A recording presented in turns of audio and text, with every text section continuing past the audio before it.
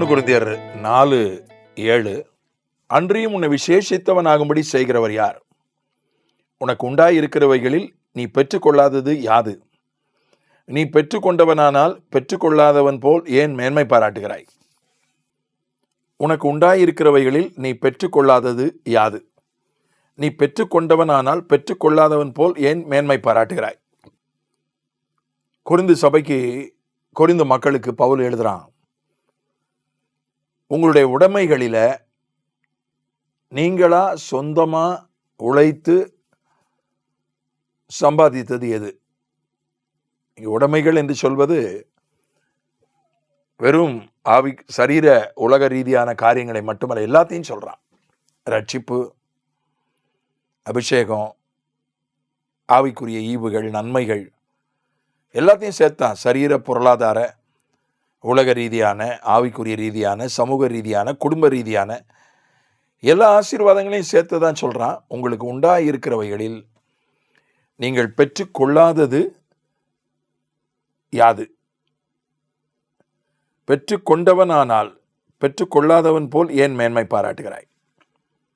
உங்களுக்கிட்ட இருக்கிற எல்லாமே நீங்கள் ஆண்டவரிடத்திலிருந்து பெற்றுக்கொண்டது தான். இந்த மொழிபெயர்ப்பு அப்படிதான் இருந்திருக்கணும். மூல மொழியில் நீங்கள் எடுத்து பார்ப்பீர்களானால் அது அப்படித்தான் அங்கே இருக்கிறது.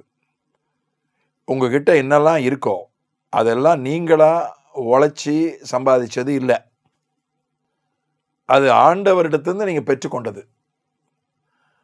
ஆனால் நீங்கள் ஏன் நீங்களே எல்லாத்தையும் உழைச்சி சம்பாதிச்ச மாதிரி பெருமைப்படுறீங்க அப்படின்னு கேட்குறான். அப்போ சுய சம்பாத்தியம்னு ஒன்று இல்லையா? நீங்கள் கேட்கலாம். இருக்கு ஐயா, நாம் உழைச்சதுனால அது கிடைச்சதில்லை, கர்த்தர் தந்ததுனால கிடைச்சது. அதே வேலையை தான் செய்கிறாங்க. போகிறத தனியாரில் வேலை பார்க்குறான், அதே வேலை தான். தனியாரிலே பல சின்ன தனியார் நிறுவனம் இருக்குது, பெரிய தனியார் நிறுவனம் இருக்குது. ஒரு ஆசிரியர் பணியை எடுத்துக்கிடுவோம். இந்த ஆசிரியர் பணியில் ஒரு 5000 ரூபா சம்பளத்துக்கு ஒருத்தர் வேலை பார்க்குறான். சின்ன ஊரில் தனியார் பள்ளிகளில் 5000 ரூபா தான் சம்பளம் கொடுக்குறாங்க. ஒரு கல்லூரியில், தனியார் கல்லூரியில் விரிவுரையாளருக்கு 8000 ரூபா தான் சம்பளம் கொடுக்குறாங்க.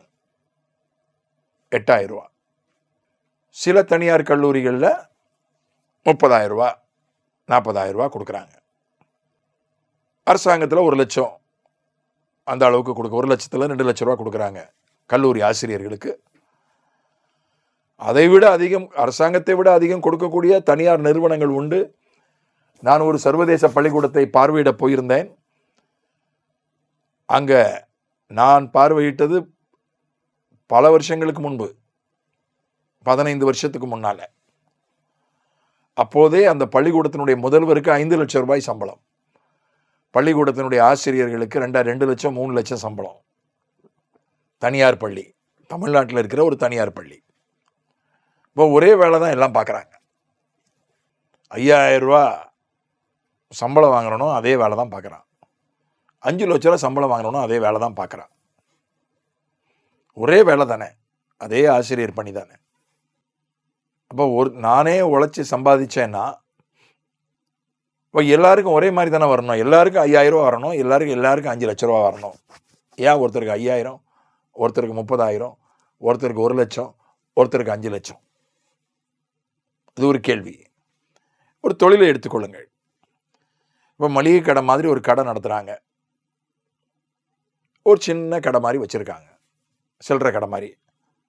இப்போ அதே மளிகை கடையை ஒருத்தன் ஒரு பெரிய மால் மாதிரி வச்சுருக்கிறான், ஒரு பெரிய டிபார்ட்மெண்ட் ஸ்டோர் மாதிரி வச்சுருக்கிறான், டிமார்ட் மாதிரி வச்சுருக்கிறான். அதுவும் மளிகை கடை தான், டிமார்ட்டும் மளிகை கடை தான். ஒரு தெருவில் இருக்கிற ஒரு சின்ன மளிகை கடையும் மளிகை கடை தான், ஒரே தொழில் தான். ஆனால் இவன் ஆயிரங்களில் சம்பாதிக்கிறான், அவன் கோடிகளில் சம்பாதிக்கிறான். அவன் சுயமாக சம்பாதிச்சதுன்னு சொல்ல முடியுமா? நம்ம வேலை செய்யணும், முயற்சி எடுக்கணும். ஆனால் எல்லா வேலைகளுக்கும், எல்லா முயற்சிகளுக்கும் ஒரே பலன் வருவதில்லை. இப்போ இந்த வசனம் என்ன சொல்ல வருதுன்னா, மனிதனுடைய முயற்சியால் தான் அது வந்துச்சு அப்படின்னு சொல்ல முடியாது. நான் சிறுவனாக இருந்தபோது எங்கள் பக்கத்து வீட்டில் ஒருத்தர் இருந்தார். அவர் இந்த உதாரணத்தை நான் அடிக்கடி சொல்கிறது உண்டு, என்னால் மறக்க முடியாது. கண்ணால் நான் பார்த்தது. சாதாரணமாக தான் இருந்தார், நடுத்தரத்துக்கும் கீழே தான் இருந்தார். ஒரு சின்ன வாடகை வீடு, அதில் ஒரு அறை, ஒரு சமையல் அறை, சின்ன வாடகை வீடு. 6-7 வீடுகளுக்கு ஒரு கழிவறை, பொது கழிவறை, இப்படி தான் அவர் இருந்தார்.